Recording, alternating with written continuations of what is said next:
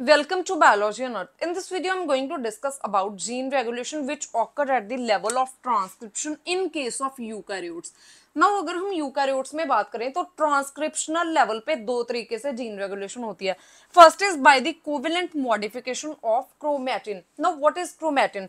Chromatin is DNA plus histones which are called the specialized proteins which are present in eukaryotes. So they are evolutionary conserved proteins and they are the speciality of eukaryotes. eukaryotes में जो DNA है ये यहाँ पे histone के साथ combined form में होता है.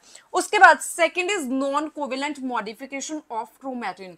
तो यहाँ पे पहले हम डिस्कस करेंगे about the covalent modification of chromatin. तो जो कोवेलेंट मॉडिफिकेशन है इसमें क्या है, क्रोमैटिन में दो चीजें हैं, डीएनए एंड हिस्टोन. तो यहाँ पे कोवेलेंट मॉडिफिकेशन में एक तो केमिकल मॉडिफिकेशन होगी डीएनए की, मींस डीएनए में जो न्यूक्लियोटाइड्स हैं इनकी केमिकल मॉडिफिकेशन होगी. सेकेंडली यहाँ पे हिस्टोन्स प्रेजेंट हैं तो हिस्टोन्स जो हैं इनकी केमिकल मॉडिफिकेशन होगी. तो ये दो जो केमिकल मॉडिफिकेशंस हैं these are called the covalent modifications. Now यहाँ पे सपोज ये क्लोज्ड क्रोमैटिन है, मींस जो कि क्लोजली पैक्ड है विद डीएनए एंड हिस्टोन्स, और दूसरी साइड यहाँ पे एक ओपन क्रोमैटिन है which is called transcriptionally active chromatin. यहाँ पे जो डीएनए एंड हिस्टोन के बीच में इंटरेक्शन है ये बहुत कम है. नाउ जो क्लोज्ड क्रोमैटिन है इसे हम बोलते हैं ट्रांसक्रिप्शनली इनएक्टिव क्रोमैटिन और transcriptionally inactive region of chromatin. Means यहाँ पे जो क्रोमैटिन है इसका कुछ जो पोर्शन है ये ट्रांसक्रिप्शनली इनएक्टिव भी हो सकता है, ट्रांसक्रिप्शनली एक्टिव फॉर्म में भी हो सकता है. सपोज यहाँ पे ये जो रीजन है ये ट्रांसक्रिप्शनली इनएक्टिव फॉर्म में है, मींस ये कंडेंस्ड फॉर्म में है, पैक्ड फॉर्म में है, तो इसे हम बोलते हैं हेट्रोक्रोमैटिन. नाउ जो हेट्रोक्रोमैटिन है ये ट्रांसक्रिप्शनली इनएक्टिव रीजन है. ये भी दो तरह का होता है. First is called constitutive heterochromatin. जो कॉन्स्टिट्यूटिव हेट्रोक्रोमैटिन है ये परमानेंटली हेट्रोक्रोमैटिन की फॉर्म में ही रहेगा रीजन. और second is facultative heterochromatin which is not a permanent form of heterochromatin. जो फैकल्टेटिव हेट्रोक्रोमैटिन है ये दोबारा यूक्रोमैटिन में कन्वर्ट हो सकता है. Euchromatin is open form of chromatin which is transcriptionally active form. तो यहाँ पे जो फैकल्टेटिव हेट्रोक्रोमैटिन है इसकी हमने एग्जांपल देखी थी in the case of bar body formation. तो यहाँ पे जो ह्यूमन फीमेल्स हैं इनमें दो एक्स क्रोमोसोम होते हैं, लेकिन जितने भी फीमेल में बॉडी सेल्स हैं सभी में जो एक एक्स क्रोमोसोम है ये इनएक्टिव फॉर्म में होता है. इसका जो रीजन है ये फैकल्टेटिव हेट्रोक्रोमैटिन कंडीशन में होता है. मींस यहाँ पे जो जीन रेगुलेशन है ये ट्रांसक्रिप्शनल लेवल पे होता है. मींस अगर हम देखें तो कुछ प्रोटीन्स, जैसे जब बॉडी में किसी प्रोटीन्स की जरूरत होगी, जैसे कोई एक पर्टिकुलर जीन है this is called a gene, तो ए प्रोटीन की हमें जरूरत है तो तब यहाँ पे जो क्रोमैटिन है ये ओपन फॉर्म में जाएगी और यहाँ से ट्रांसक्रिप्शन होगी एंड आफ्टर ट्रांसलेशन एक प्रोटीन की फॉर्मेशन होगी. लेकिन जब इस प्रोटीन की जरूरत नहीं है तो जो ये क्रोमैटिन रीजन है ये हेट्रोक्रोमैटिन की फॉर्म में रहेगा. ट्रांसक्रिप्शनली ये इनएक्टिव फॉर्म में रहेगा और यहाँ पे कोई भी जो है ये प्रोटीन की फॉर्मेशन नहीं होगी. सो इस तरीके से जो जीन रेगुलेशन है ये रेगुलेट होता है eight the level of transcription. उसके बाद यहाँ पे जो हिस्टोन मॉडिफिकेशन है इसमें जो हिस्टोन है हिस्टोन टेल में डिफरेंट रेजिड्यूज होते हैं which are called the amino acid residues. तो इनकी केमिकल मॉडिफिकेशन के साथ जो पूरी क्रोमैटिन की स्ट्रक्चर है ये चेंज होती है. First of all first is called methylation. तो मिथाइलेशन मेनली जो lysine residue and arginine residue जो कि हिस्टोन टेल में प्रेजेंट होते हैं इनकी मिथाइलेशन होती है. और जब यहाँ पे मिथाइलेशन होती है तो जो क्रोमैटिन है ये एक कंडेंस्ड फॉर्म में भी जा सकती है, मींस ट्रांसक्रिप्शनली इनएक्टिव फॉर्म में भी जा सकती है, या फिर क्रोमैटिन ओपन फॉर्म में भी जा सकती है. तो मिथाइलेशन में दोनों केसेस होते हैं. It leads to the condensation of chromatin और it leads to the opening of chromatin. तो यहाँ पे जो मिथाइलेशन है इसे कैरीड आउट करता है एंजाइम मिथाइल ट्रांसफेरेज. नाउ यहाँ पे अगर तो जो मिथाइलेशन है ये हिस्टोन 3 के लाइसिन 9 रेसिड्यू पे होगा तो इसे हम लिखते हैं H3, लाइसिन को K के साथ डिनोट करते हैं K9. तो H3K9 एंड सेकेंडली अगर जो लाइसिन रेसिड्यू H3 का जो लाइसिन रेसिड्यू जो कि 27th पोजीशन पे है, अगर इन दोनों की मिथाइलेशन होगी तो यहाँ पे जीन साइलेंसिंग होगी. मींस कि जो क्रोमैटिन है ये हेट्रोक्रोमैटिन कंडीशन में जाएगी, ट्रांसक्रिप्शनली इनएक्टिव फॉर्म में जाएगा. सेकेंडली अगर यहाँ पे मिथाइलेशन हो रही है at lysine 4 of histone 3 and lysine 36 at histone 3 तो यहाँ पे जो जीन रेगुलेशन है, जीन एक्सप्रेशन है, ये रेगुलेट होगा, ये स्टिमुलेट होगा। मींस यहाँ पे क्रोमैटिन जो है ये एक्टिवेशन होगी क्रोमैटिन की, क्रोमैटिन जो है ये यूक्रोमैटिन रीजन में कन्वर्ट होगी which is transcriptionally active chromatin. तो इस तरह से जो मिथाइलेशन है ये जीन एक्सप्रेशन को रेगुलेट करता है। उसके बाद second is called acetylation. Now acetylation के केस में क्या होता है, यहाँ पे जब भी डीएनए की एसिटाइलेशन होती है तो हमेशा ये ट्रांसक्रिप्शनली एक्टिव फॉर्म में लेके जाता है डीएनए को। तो जब भी यहाँ पे एसिटाइलेशन होगी तो डीएनए ट्रांसक्रिप्शनली एक्टिव फॉर्म में जाएगा, मींस क्रोमैटिन जो है ये ओपन फॉर्म में चली जाएगी। मींस जब भी एसिटाइलेशन होती है तो हिस्टोन और डीएनए के बीच में इंटरेक्शन जो है ये बहुत डिक्रीज हो जाती है और various transcription factor and RNA polymerases bind करते हैं प्रोमोटरिज्म के साथ और ट्रांसक्रिप्शन होती है जीन की। नाउ जो एसिटाइलेशन है it occur eight lysine residue and it is carried out by enzyme acetyl transferase. उसके बाद यहाँ पे क्रोमैटिन ओपन फॉर्म में जा रही है which is called transcriptionally active form. Now जो हिस्टोन डीएसिटाइलेज है ये एसिटाइलेशन को रिमूव करता है और जब एसिटाइलेशन रिमूव हो जाएगी तो हिस्टोन एंड डीएनए ये दोबारा क्लोज फॉर्म में आ जाएंगे। तो यहाँ पे क्रोमैटिन जो है ये क्लोज फॉर्म में है तो it is called transcriptionally inactive form of chromatin. तो ट्रांसक्रिप्शन जो है ये रिप्रेस हो जाएगी। उसके बाद जो हिस्टोन है इनकी फॉस्फोराइलेशन भी होती है at the सीरिन and threonine residues. उसके बाद second is non covalent modification of chromatin. Now इसमें नॉन कोवेलेंट मॉडिफिकेशन में आता है न्यूक्लियोसोम रीमॉडलिंग। नाउ जो न्यूक्लियोसोम रीमॉडलिंग है it is a type of chemical modification और यहाँ पे it is carried out by nucleosome remodelling complex. Now जो न्यूक्लियोसोम रीमॉडलिंग है ये दो तरीके से हो सकती है। First is it help in change in structure of nucleosome, कि जो न्यूक्लियोसोम है इसका स्ट्रक्चर चेंज हो जाएगा। Secondly change in position of nucleosome, और दोनों केसेस में क्या होता है यहाँ पे कोई भी हिस्टोन प्रोटीन लेवल पे मॉडिफिकेशन या चेंजेस नहीं हो रही, यहाँ पे न्यूक्लियोसोम का स्ट्रक्चर या फिर उसकी पोजीशन चेंज हो रही है जिसकी वजह से कि जो डीएनए एंड न्यूक्लियोसोम है इनके बीच में इंटरेक्शंस या तो डिक्रीज होंगी या फिर इंक्रीज होंगी। तो अगर हम बडिंग ईस्ट में बात करें तो जो न्यूक्लियोसोम रीमॉडलिंग कॉम्प्लेक्स है इनमें दो प्रोटीन्स आते हैं। फर्स्ट इज स्वी and SNF, they are also called switch sniff complex. Now यहाँ पे ये एक प्रमोटर है आरएनए पॉलीमरेज 2 एंजाइम का। तो सबसे पहले क्या होगा, यहाँ पे ये इनहेंसर प्रेजेंट है which is the specialised enhancer for switch sniff protein, और उसके बाद यहाँ पे एक सेकंड इनहेंसर है, this is enhancer for single strand binding proteins.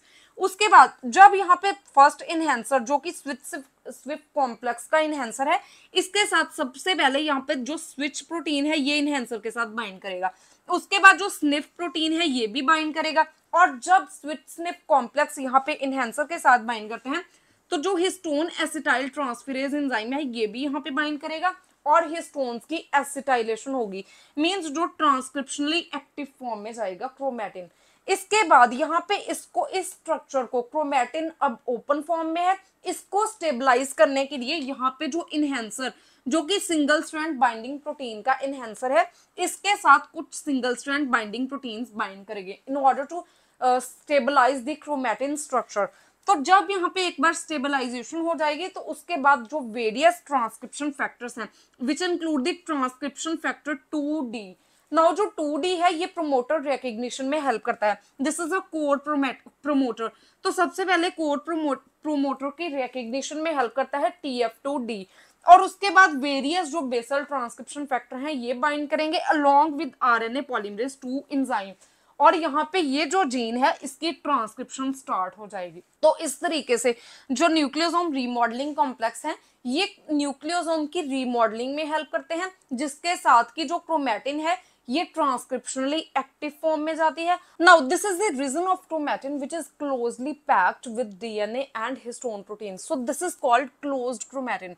सो जो क्लोज्ड क्रोमैटिन है इसमें हाइपर मिथाइलेशन कंडीशंस होती हैं, मींस ये जो क्रोमैटिन है इसमें जो हिस्टोन्स हैं they are hyper methylated, they show more methylation and less acetylation, so this is also called the heterochromatin region. So यहाँ पे क्या होता है, दो चीजें होती है। फर्स्ट ऑफ ऑल तो जो डिफरेंट ट्रांसक्रिप्शन फैक्टर्स हैं ये इस हेटेरोक्रोमैटिन रीजन के साथ बाइंड नहीं कर पाते, और सेकेंडली जो स्पेसिफिक प्रोटीन्स हैं ये इस रीजन के साथ बाइंड करते हैं, एंड दोनों केसेस में यहाँ पे जो ट्रांसक्रिप्शन है it is blocked.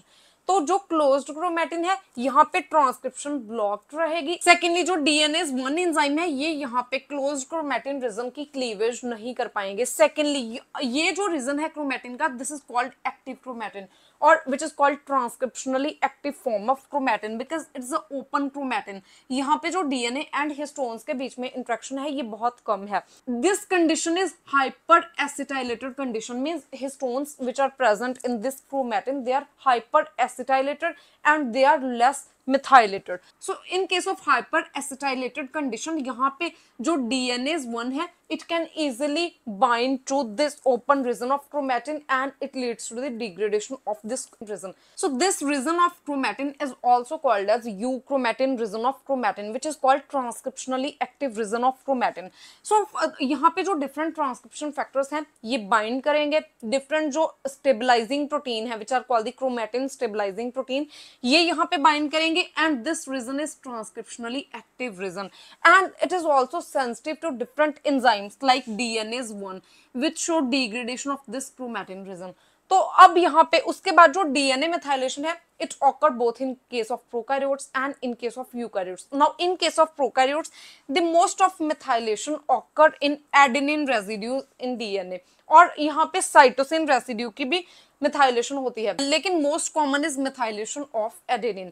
Now this is a DNA sequence और this is 5' site 3' site.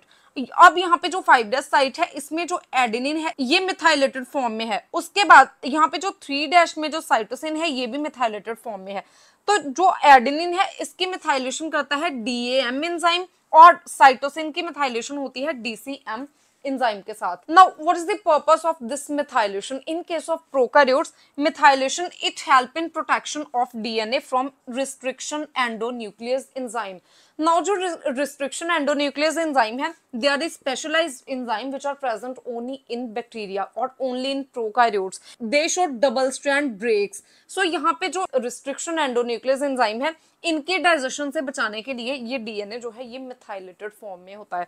Methylation also help in replication initiation and it also help in mismatch repair in case of prokaryotic DNA. Secondly in case of eukaryotes methylation is more common in case of eukaryotes. Now यहाँ पे most commonly methylation occur eight cytosine residue which is present in CG sequence. यहाँ पे different CG sequences होते हैं जिनमें की जो cytosine residue है इसकी मिथाइलेशन होती है। तो यहाँ पे in case of eukaryote methylation play role in transcriptional regulation और regulation of gene expression at the level of transcription. It is very common in case of higher eukaryotes whereas it is less common in case of lower eukaryotes. Now यहाँ पे ये cytosine and guanine residue present है which is called GC sequence. यहाँ पे जो cytosine है ये methylated form में है, जो 5' साइटोसिन है ये मिथाइलेटेड कंडीशन में है, so this is called 5-methyl cytosine. So in case of higher eukaryotes जो 10 to 15% ऑफ साइटोसिन होते हैं ये मिथाइलेटेड फॉर्म में होते हैं, मींस जो 10 to 15% जो सीजी सीक्वेंसेस होते हैं डीएनए में ये मिथाइलेटेड फॉर्म में होते हैं। अगर हम प्लांट्स में बात करें तो प्लांट्स में ऑलमोस्ट जो 30% साइटोसिन है ये मिथाइलेटेड फॉर्म में होते हैं।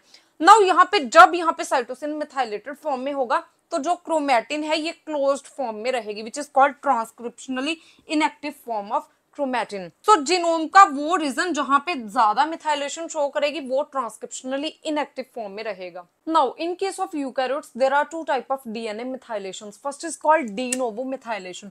डी नोवो मिथाइलेशन का मतलब है कि जो मिथाइलेशन एक न्यू पोजीशन पे मिथाइलेशन हो जाए तो इसे हम बोलते हैं D novo methylation. Now suppose यहाँ पे एक डीएनए है और यहाँ पे सीजी सीक्वेंसेस प्रेजेंट हैं और इस पोजीशन पे जो सीजी सीक्वेंस है इसमें जो साइटोसिन है ये दोनों स्ट्रैंड्स में मिथाइलेटेड फॉर्म में है, लेकिन यहाँ पे जो साइटोसिन है सीजी सीक्वेंस में इसकी मिथाइलेशन नहीं हुई। तो यहाँ पे एक enzyme which is called de novo methylase which is called DNMT3 ये यहाँ पे मिथाइल ग्रुप को ऐड करेगा at the new position at this position. तो यहाँ पे इस पोजीशन पे जो साइटोसिन है इनकी भी मिथाइलेशन हो जाएगी। यहाँ पे इस कंडीशन में डीएनए की मॉडिफिकेशन होती है एट द न्यू पोजीशन, जो साइटोसिन रेसिड्यूज हैं इनकी मिथाइलेशन होती है। सो this is called de novo methylation. Second is called maintenance methylation. Maintenance methylation का मतलब क्या है कि सपोज जैसे जो यूकैरियोटिक डीएनए है इसमें एक पैटर्न्स प्रेजेंट होते हैं। सपोज यहाँ पे ये जो डीएनए है इसमें इस तरीके के पैटर्न है, ये जो सीजी सीक्वेंस है यहाँ पे दोनों तरफ जो साइटोसिन है ये मिथाइलेटेड फॉर्म में है। जब यहाँ पे इसकी रेप्लिकेशन होगी डीएनए की और दोनों स्ट्रैंड्स जो है पहले सेपरेशन होगी इनकी, तो यहाँ पे दोनों स्ट्रैंड्स जो है ये सेपरेटेड फॉर्म में है। यहाँ पे जो डीएनए है ये रेप्लिकेट करके दो यहाँ पे डॉटर डीएनए बन रहे हैं जिसमें एक ओल्ड पेरेंट स्ट्रैंड है और एक न्यू पेरेंट स्ट्रैंड है। So in this condition DNA is hemimethylated, it is present in hemimethylated condition, means एक स्ट्रैंड मिथाइलेटेड है और दूसरा स्ट्रैंड में मिथाइलेशन नहीं है प्रेजेंट। तो यहाँ पे ये जो न्यू डीएनए अभी बना विच is called the daughter DNA, ये अभी हेमीमेथाइलेटेड फॉर्म में है and with the help of enzyme DNA methyl transferase 1, यहाँ पे जो न्यू डॉटर डीएनए है इसका जो न्यू स्ट्रैंड है इसमें जो साइटोसिन रेसिड्यू है यहाँ पे जो दोनों ग्रुप्स हैं ये मिथाइलेटेड हो जाएंगे, दोनों साइटोसिन ग्रुप्स। नाउ ये जो मिथाइलेशन है इसका पर्पस है कि जो पेरेंटल मिथाइलेशन पैटर्न है इसको रिस्टोर करना इन द डॉटर डीएनए। तो यहाँ पे जो डॉटर डीएनए है इसमें जो पेरेंटल डीएनए का मिथाइलेशन पैटर्न है ये रिस्टोर हो रहा है with the help of enzyme DNMT1। So this is called the maintenance methylation, means जो न्यू डॉटर डीएनए बन रहा है इसमें मिथाइलेशन मेंटेन रहे, नेम इटसेल्फ शोज। नाउ अब हम डिस्कस करेंगे about the CpG islands. CpG is cytosine, P stands for phosphodiester bond and G stands for guanine here. So this is called CpG island. CpG islands in some regions of DNA they are rich in CpG nucleotide. तो इस reason को हम बोलते हैं CpG island, means वो reason DNA का जिसमें कि ज्यादातर CG बेस पेयर्स प्रेजेंट हो, इसे हम बोलते हैं CpG islands. P means phosphodiester bond which is present between these two nucleotides which is cytosine and guanine. After that जो CpG है it is most commonly found in promoter region. Now यहाँ पे जो प्रोमोटर में भी अगर हम बात करें तो it is normally present in promoter of housekeeping genes. Housekeeping genes वो जीन्स हैं जो कि सभी सेल्स में एक्सप्रेस होते हैं, तो इनके प्रोमोटर में मोस्टली यहाँ पे CpG आइलैंड्स प्रेजेंट होते हैं एंड यहाँ पे इस CpG आइलैंड में जो C है विच इज साइटोसिन ये अनमिथाइलेटेड स्टेट में होता है। अगर यहाँ पे जो CpG है ये जीन के अंदर प्रेजेंट हो तो इसे हम बोलते हैं intragenic CpG island and this is less common condition. और अगर यहाँ पे जो CpG है it is present between two genes then it is called intergenic and this condition is more common. Now in case of prokaryotes the methylation of adenine is more common condition whereas the methylation of cytosine is less common condition. In case of lower eukaryotes methylation of cytosine is less common condition whereas in case of higher eukaryotes methylation of cytosine is much more common condition. उसके बाद अब हम discuss करेंगे about the gene imprinting. Gene imprinting is also called parental imprinting. यहाँ पे this is called the epigenetic phenomena. Now यहाँ पे दो तरह की चेंजेस होती हैं। First is called genetic change.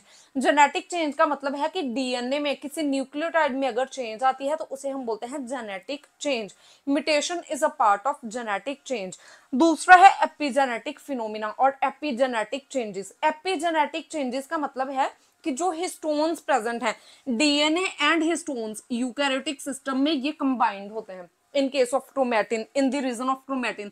तो यहाँ पे जो हिस्टोन है जब इनकी मॉडिफिकेशन होती है तो उसकी वजह से जो ट्रांसक्रिप्शन है ये एक्टिव होती है या इनएक्टिव होती है। तो यहाँ पे जो जीन रेगुलेशन को कंट्रोल करने के लिए क्रोमैटिन लेवल पे जो मॉडिफिकेशंस होती हैं these are called the epigenetic changes and epigenetic changes they most commonly they occur at the level of chromatin and they control the gene expression whether they stimulate the gene expression or they snub or silence the gene expression. Now gene imprinting is a epigenic phenomenon. Now यहाँ पे imprinting genes they undergo methylation means जो imprinted genes होते हैं इनमें hypermethylated conditions present होती हैं and parent specific gene inactivation। यहाँ पे parent specific gene जो है इसकी inactivation होती है।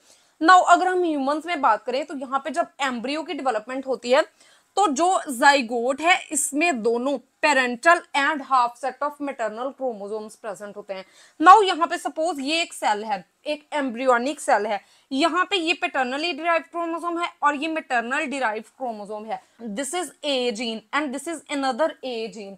ये जो ए जीन है it is पैटर्नली derive and this is मैटरनली derive और इसे हम एलील्स बोलते हैं। नाउ इस केस में क्या है कि जो मदर से ए अलील डिराइव हो रहा है ये यहाँ पे इनएक्टिव फॉर्म में है, ये इम्प्रिंटेड फॉर्म में है। So maternal A gene it is not showing its expression, so this is called as imprinted gene. अगर हम बी अलील की बात करें तो यहाँ पे जो पैटर्नली डिराइव बी अलील है ये इम्प्रिंटेड जीन की कंडीशन में है। नाउ जब भी डेवलपमेंट होती है, एम्ब्रियोनिक डेवलपमेंट होती है, तो जो जीन इम्प्रिंटिंग है ये एक इंपॉर्टेंट रोल प्ले करती है in the embryonic development. Now embryo में कुछ सेल्स ऐसे होते हैं which are called the diploid cells, जिनमें की जो paternal and maternal chromosome, paternal और मैटरनली डिराइव्ड जो एलील्स हैं ये दोनों एक्सप्रेस होते हैं। लेकिन कुछ सेल्स ऐसे होते हैं जिनमें की जो पैटर्नली डिराइव एलील या फिर मैटरनली डिराइव एलील जो है ये एक्सप्रेस होता है और एक इनमें से जो है ये इनएक्टिव फॉर्म में रहता है which is also called the imprinted form. तो यहाँ पे जो एक एलील है, सपोज ये एक सेल है तो इसमें पैटर्नली डिराइव जो एलील है ये इम्प्रिंटेड फॉर्म में रहेगा, ये एक्सप्रेशन शो नहीं करेगा, जबकि जो मैटरनली डिराइव एलील है ये एक्टिव फॉर्म में रहेगा, ये अपना एक्सप्रेशन शो करेगा। तो यहाँ पे जो इम्प्रिंटेड क्रोमोसोम और इम्प्रिंटेड जीन है ये ट्रांसक्रिप्शनली इनएक्टिव फॉर्म में रहता है। सो this is all about the gene regulation which occur at the level of transcription in case of eukaryotes. If you have any type of query please ask me in comment section and if you find the content useful please like and share the video and subscribe my channel Biology on Earth.